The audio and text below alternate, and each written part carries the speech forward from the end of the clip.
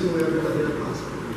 Então, esta semana, nós vamos falar um pouco sobre isso. Aqui foi feito já um convite pelo irmão Adilson, falando aí dos grupos, dos pequenos grupos, onde vai estar discorrendo aí os assuntos relacionados ao tema dessa semana. Eu, particularmente, eu até falei com o Vinícius, me perdoe até por isso, mas eu não peguei o primeiro sermão que está na escala ali do livro, que vai ser o estudo dos grupos. Então, eu peguei um outro estudo baseado no que se refere à Semana da Páscoa, para a gente falar um pouquinho a respeito do Cordeiro. Porque, para mim, Páscoa, o que relaciona a verdadeira Páscoa, é aquilo que o verdadeiro Cordeiro fez por mim e por cada um de vocês.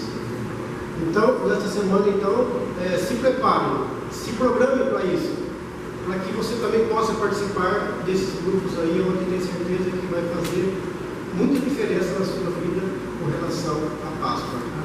Hoje também no calendário é um outro dia que se comemora o Domingo de Ramos. Para quem já foi católico, não lembra disso aí, né? Não sei se aqui tem alguém como eu que já pertencia à Igreja Católica, e nesse dia nós comemorávamos, né? Domingo de Ramos, quando levávamos ali um galinho de palmeira para a igreja e tal, e no final de tudo isso era louvar o nome de Cristo também. Então, pensando nisso, eu escolhi um tema baseado nesse assunto, com relação ao Cordeiro. E eu queria já de antemão pedir para você abrir sua Bíblia no livro de 1 João. Aliás, desculpa, 1 João não. No livro de João, capítulo 1 e o verso 29.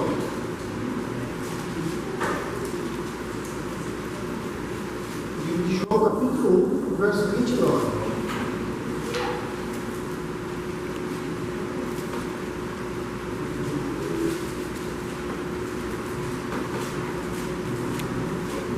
Eu gostaria de orar mais uma vez.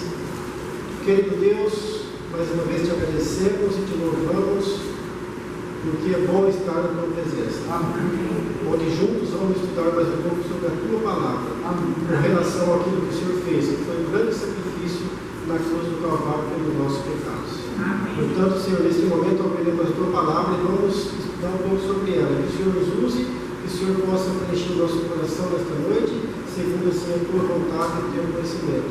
Agradecemos por Jesus. Amém. Amém. Então, no livro de João, capítulo 1, verso 29, nós vamos ler assim.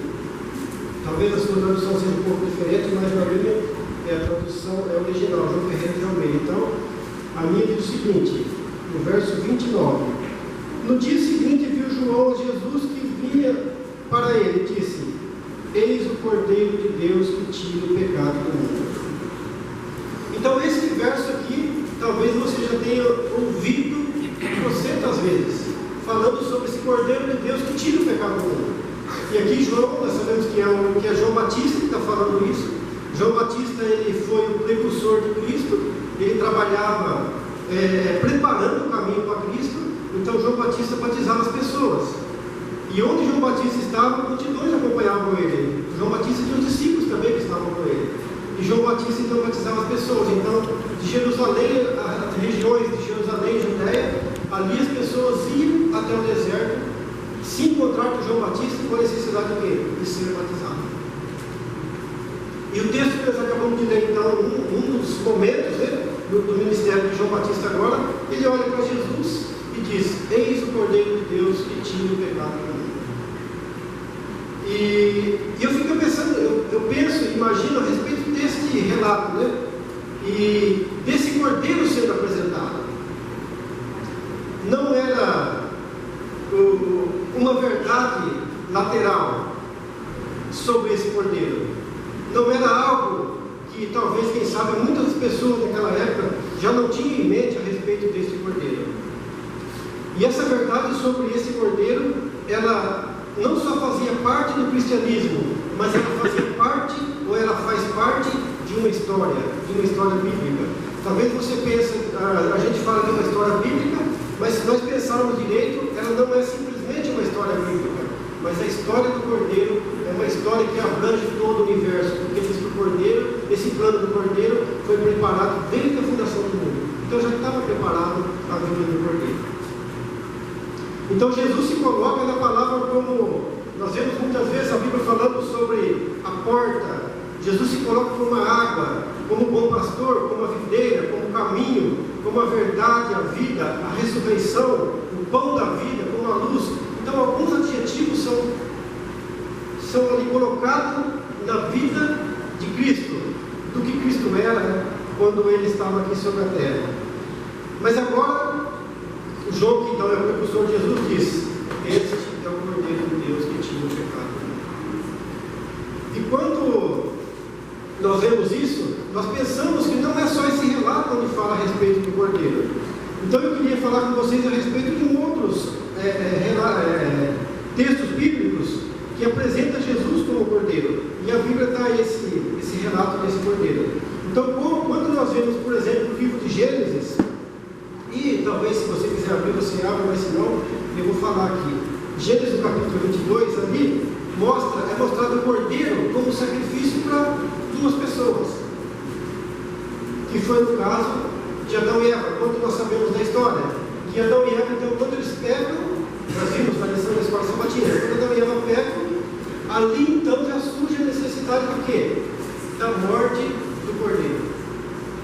Ali já se enxerga a necessidade de alguém ter que morrer pelo pecado, porque o plano da salvação não foi feito no Jardim do Éden, porque já estava desde a preparação, antes da fundação do mundo, já tinha o plano da salvação. Então ali o Cordeiro estava sendo morto por apenas duas pessoas, que no caso seriam Adão e Eva. E aí nós vemos também, um pouco mais à frente ali, falando a respeito do Cordeiro novamente, no livro de Êxodo, capítulo 12, onde fala que o Cordeiro foi morto, agora já para uma família. Então, quando nós lemos esse relato de Êxodo, capítulo 12, nós vemos que Deus, ali por intermédio de Moisés, Deus orienta Moisés, para que Moisés fosse até o povo e levasse para eles, para o povo, uma orientação. Qual era a orientação? Ali no Egito estava acontecendo o quê? As pragas. As pragas, porque Deus proporcionou pragas para levar até o Egito, para mostrar para o Egito que Deus, que Ele era o único Deus.